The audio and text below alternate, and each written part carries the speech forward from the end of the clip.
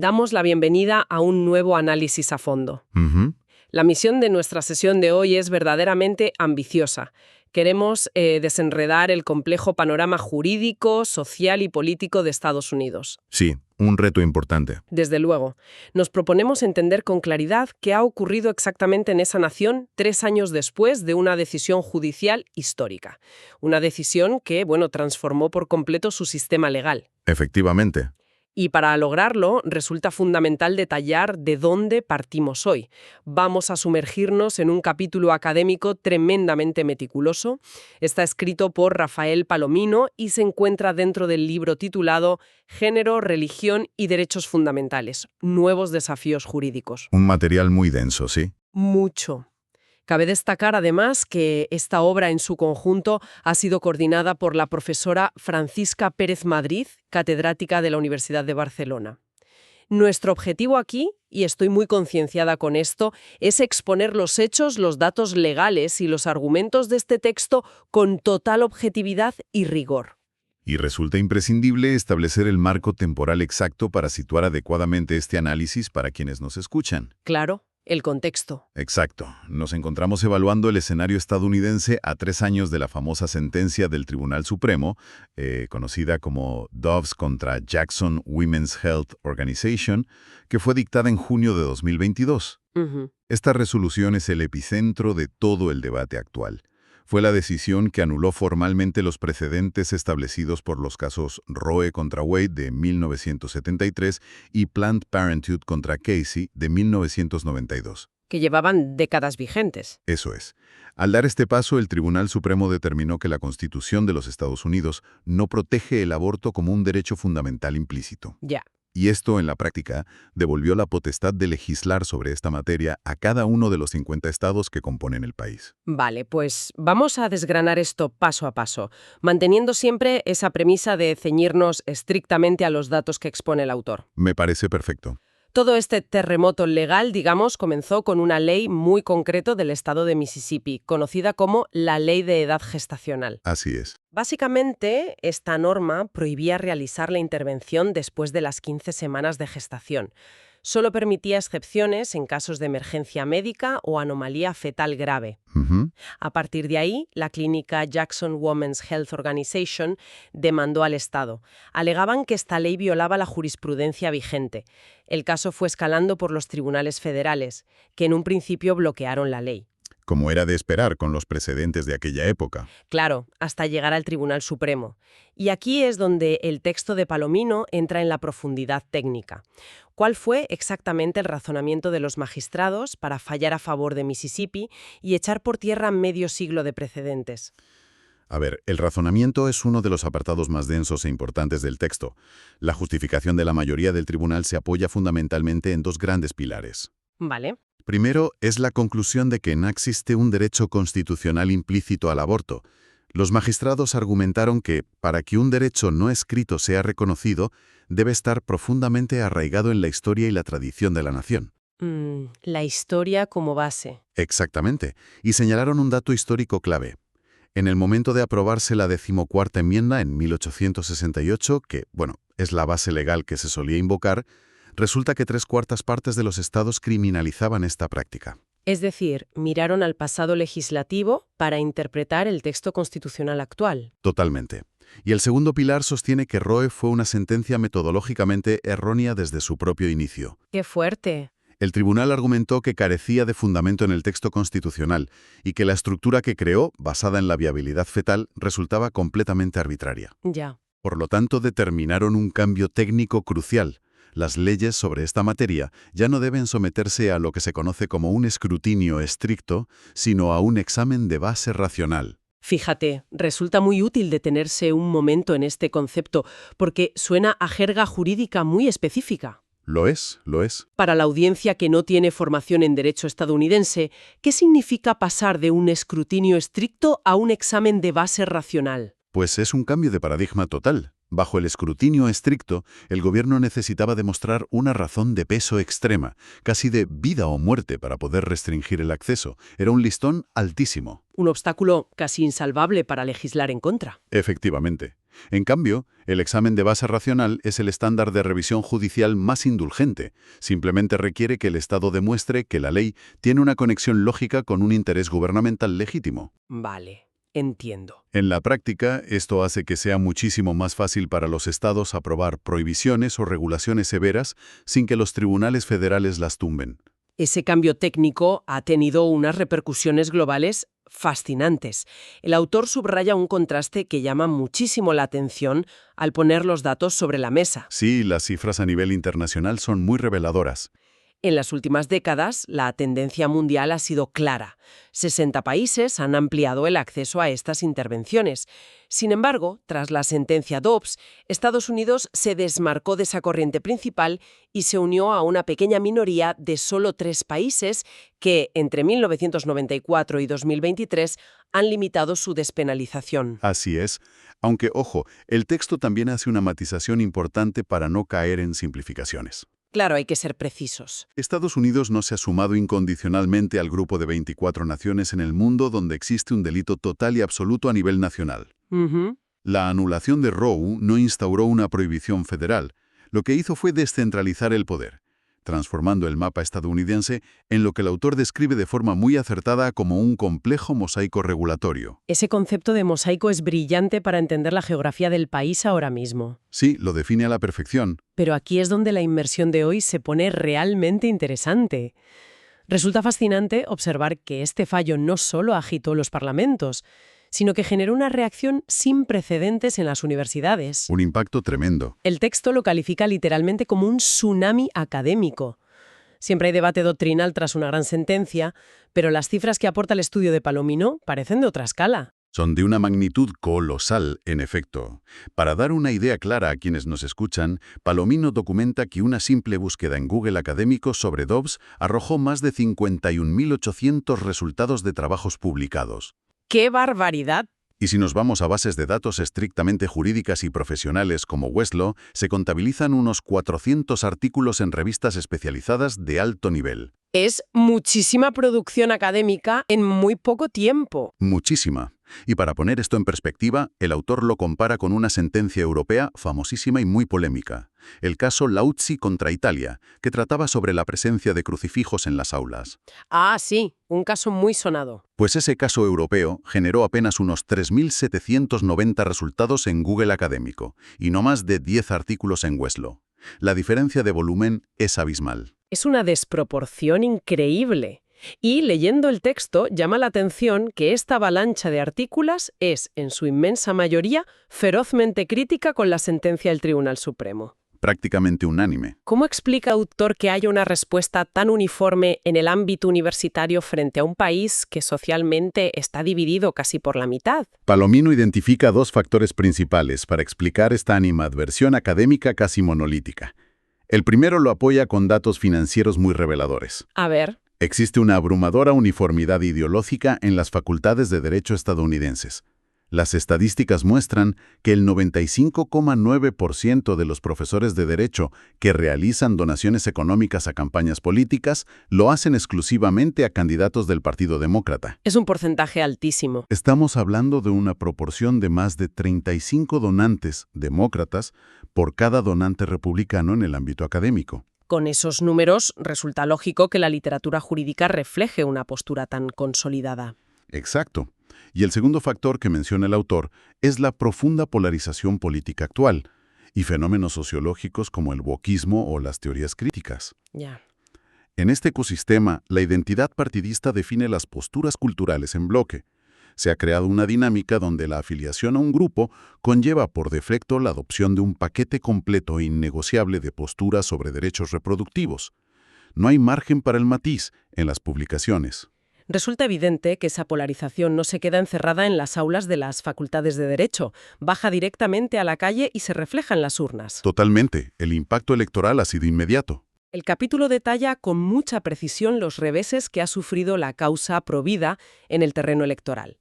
Inmediatamente tras la sentencia, se organizaron múltiples referéndums estatales, y los resultados fueron contundentes. Muy claros. En estados como Kansas, California, Kentucky, Michigan, Ohio y más recientemente en Arizona, Colorado y Maryland, Triunfó la postura pro-choice, es decir, la favorable a mantener o ampliar el acceso legal. Así es. Las únicas excepciones notables, donde los votantes respaldaron medidas restrictivas, fueron Florida y Nebraska. Y esas tendencias electorales no surgen de la nada. Vienen respaldadas por encuestas nacionales como las de Gallup que cita el texto.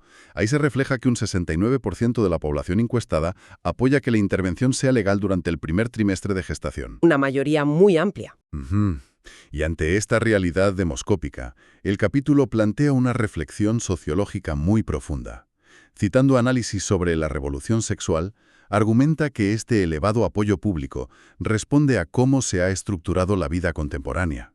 Es una perspectiva muy interesante, la verdad, de intentar entender el porqué detrás de las encuestas más allá de la simple política partidista. Exactamente.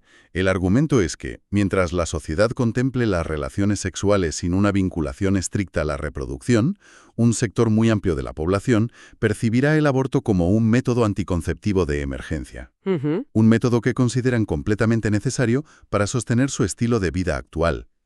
El análisis sugiere que la verdadera batalla cultural no se libra únicamente en el debate sobre el estatus jurídico del no nacido, sino en las dinámicas fundamentales de la revolución sexual que la sociedad occidental ya ha asimilado profundamente. Resulta fascinante ver cómo esta realidad sociológica choca frontalmente con lo que está ocurriendo en los tribunales. Allí la batalla se está librando literalmente centímetro a centímetro. Milímetro a milímetro, diría yo. Pasando al terreno judicial, el análisis muestra que a nivel federal la atención se ha desviado de los grandes debates filosóficos hacia cuestiones normativas tremendamente técnicas. Un ejemplo paradigmático que expone el autor es el caso de la mifepristona, el fármaco utilizado para el aborto farmacológico. Este es un caso clave para entender el momento actual. La agencia federal que regula los medicamentos, la FDA, había flexibilizado los requisitos para acceder a esta pastilla, permitiendo, por ejemplo, su envío por correo. Vale. Un grupo de médicos pro vida decidió demandar a la agencia para revertir esa flexibilización. Sin embargo, el Tribunal Supremo desestimó la demanda. Pero lo verdaderamente interesante es el motivo. Cuéntanos. No entraron a valorar el fondo moral del asunto en absoluto. Se basaron en un concepto técnico llamado falta de legitimación activa. Para visualizarlo de forma sencilla para la audiencia. La legitimación activa es como si alguien intentara demandar al ayuntamiento por cambiar una norma de tráfico en una calle por la que nunca conduce ni tiene intención de conducir. Si no te afecta directamente, el tribunal dictamina que no tienes derecho a plantear el caso. Es una analogía perfecta. El tribunal concluyó que estos médicos no pudieron demostrar que la normativa de la FDA les causara una lesión directa o un daño concreto. Claro. Sobre todo porque ya existen leyes de objeción de conciencia que les eximen de participar en esos procedimientos si van en contra de sus creencias. Por tanto, desestimaron el caso por pura técnica procesal. Administrativos se ve también en conflictos de competencias entre el Estado y el gobierno federal. El texto menciona una situación muy tensa en el estado de Idaho relacionada con la ley federal EMTALA. Sí, la ley EMTALA es una norma federal muy importante. Exige a cualquier hospital que reciba fondos de Medicare estabilizar a los pacientes que lleguen con emergencias médicas. Ujú. Según la interpretación del gobierno federal, si la salud de una mujer gestante corre grave peligro, la estabilización requerida incluye facilitar la intervención. Esto chocó de frente con la nueva ley estatal de Idaho. Una colisión de normativas. Exacto. La ley de Idaho prohíbe el procedimiento con la única excepción de prevenir la muerte inminente de la madre, pero no contempla excepciones por daños graves a la salud. Al final, el Tribunal Supremo tuvo que intervenir de emergencia y ordenó que, de momento, los hospitales de Idaho deben cumplir la norma federal y proporcionar el tratamiento de estabilización. Es un claro ejemplo de la inmensa fricción que existe ahora mismo. Pero donde el panorama se vuelve aún más intrincado es a nivel puramente estatal. Lo fascinante aquí son las contradicciones internas. Totalmente. Resulta curioso cómo una sola palabra en un texto legal puede cambiar el destino médico de miles de personas. El capítulo detalla un caso asombroso en Carolina del Sur. Sí, un caso de estudio absoluto. Su Tribunal Supremo revisó una ley estatal que prohibía el aborto a las 6 semanas de gestación. Inicialmente, los jueces anularon esta ley. Argumentaron que violaba el derecho a la privacidad consagrado en su Constitución, porque suponía una restricción, y cito textualmente, irrazonable. Y lo impactante viene pocos meses después. Apenas 7 meses más tarde. Tras un cambio en la composición de los jueces de ese mismo tribunal, la nueva mayoría validó una ley de 6 semanas que era prácticamente idéntica a la anterior. ¿Y el motivo? Reinterpretaron la palabra irrazonable para concluir que el interés del Estado en proteger la vida superaba ahora al derecho a la privacidad. Esto evidencia una volatilidad jurídica inmensa dentro de un mismo territorio. Y hablando de volatilidad y consecuencias legales imprevistas, el texto se detiene a analizar con gran nivel de detalle el que quizás sea el caso más llamativo y debatido recientemente, el caso Letech, en Alabama. Un caso realmente insólito. Todo surge a raíz de una situación en una clínica de fertilidad. Un paciente ingresó por error a una zona no autorizada y por una negligencia dejó caer y destruyó varios embriones congelados pertenecientes a distintas parejas. Cualquiera pensaría que esto se resolvería como un caso de daños materiales o una negligencia médica estándar. Pero las parejas decidieron demandar basándose en una antigua ley del estado de Alabama, del año 1872, sobre la muerte por negligencia de un menor. Y el Tribunal Supremo de Alabama les dio la razón, provocando un auténtico terremoto en la comunidad médica y jurídica de todo el país. No es para menos. El tribunal determinó que los embriones congelados destruidos debían ser considerados, a efectos legales bajo esa ley civil, como niños extrauterinos. Es una redefinición jurídica mayúscula. Al equiparar la protección civil de un embrión congelado en un tanque de nitrógeno a la de un menor ya nacido, desataron un intenso debate sobre el reconocimiento de la personalidad jurídica del no nacido. Las implicaciones inmediatas paralizaron temporalmente los tratamientos de fecundación in vitro en el Estado. Impresionante. Esto demuestra cómo estas sentencias pueden tener ramificaciones colosales en áreas médicas que, en principio, parecían conexas pero distintas. Este nivel de detalle jurisdiccional nos lleva de vuelta a ese tablero de ajedrez geográfico que mencionábamos al principio de la inmersión. Observar la situación institucional post-Dobbs es ver un país totalmente fracturado. Dividido por completo. El Poder Ejecutivo han emitido la Orden Ejecutiva 14.076 para intentar proteger el acceso a servicios de salud reproductiva y la privacidad de las pacientes. Sí, medidas desde el despacho oval. Pero por otro lado, el Congreso está paralizado. El proyecto legislativo estrella, la Women's Health Protection Act, que buscaba crear una ley nacional para garantizar el acceso y anular las prohibiciones estatales, logró pasar por la Cámara de Representantes, pero se estrelló contra el muro del Senado. Y es precisamente ese bloqueo en Washington lo que traslada toda la presión a los parlamentos de los 50 estados. El texto sintetiza este nuevo mapa de manera muy ilustrativa. En la actualidad hay 12 estados que mantienen prohibiciones totales vigentes. 12 estados. En el extremo diametralmente opuesto, 9 estados, además del Distrito de Columbia, han legislado para no imponer absolutamente ningún límite de tiempo para la intervención. Y el resto del país se encuentra diseminado en puntos intermedios, estableciendo fronteras temporales que oscilan entre las 6 y las 24 semanas. Para implementar políticas tan radicalmente opuestas, resulta fascinante observar los mecanismos legales tan creativos que han diseñado los legisladores. La ingeniería legal ha sido asombrosa. En los estados que buscaban restringir el acceso, cobraron un protagonismo enorme las llamadas leyes gatillo. Es como si hubieran dejado una bomba de relojería legislativa instalada en sus códigos penales, esperando durante décadas. Eran normas aprobadas hace años, pero diseñadas para entrar en vigor de forma automática y fulminante en el instante exacto en que el Tribunal Supremo anulara Roe Wade. Un mecanismo automático. Exacto. Estados como Dakota del Sur o Texas activaron estas prohibiciones casi inmediatamente tras publicarse la sentencia Dobbs. Y frente a esa ofensiva legal, los estados con políticas permisivas no se quedaron de brazos cruzados, diseñaron su propio mecanismo defensivo, que el autor denomina leyes escudo. Según los datos del capítulo, hasta 22 estados han promulgado normativas de este tipo. ¿Y cómo funcionan exactamente? El propósito fundamental de estas leyes escudo es otorgar una protección jurídica férrea a los profesionales médicos y a las pacientes frente a las acciones legales que puedan iniciar las autoridades de estados restrictivos. Para poner esto en perspectiva, resulta que si en estas leyes escudo un médico operando legalmente en su propio estado podría enfrentarse a multas, investigaciones o incluso solicitudes de extradición penal impulsadas por el estado vecino. Simplemente por atender a una paciente que cruzó la frontera, así es. Las leyes escudo intentan, por tanto, levantar un muro legal infranqueable entre las jurisdicciones. Intentan evitar que la responsabilidad civil o penal viaje a través de las fronteras estatales. Y resulta tremendamente útil para quienes nos escuchan poner todo esto en perspectiva para entender la magnitud del escenario actual.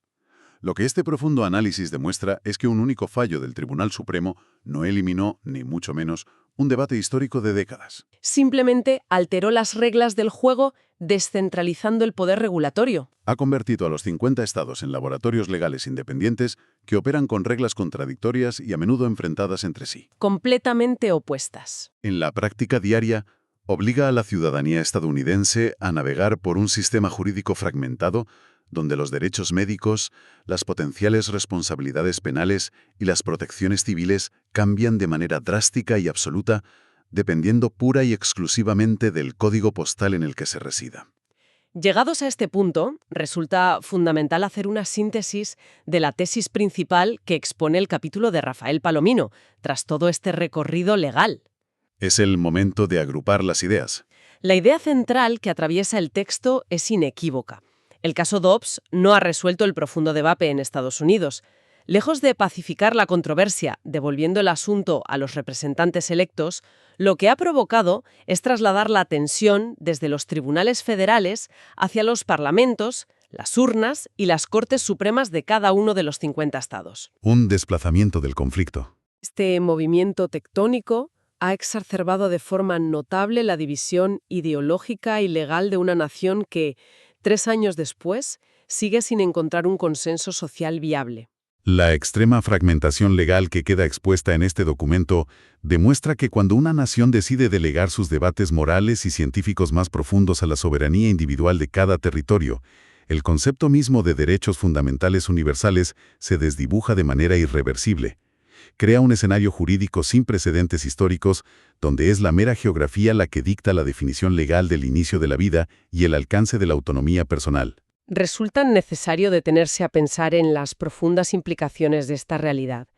Cerramos aquí este análisis a fondo recordando siempre que la clave para comprender los escenarios institucionales más complejos reside en examinar las fuentes originales, con paciencia, detalle y objetividad.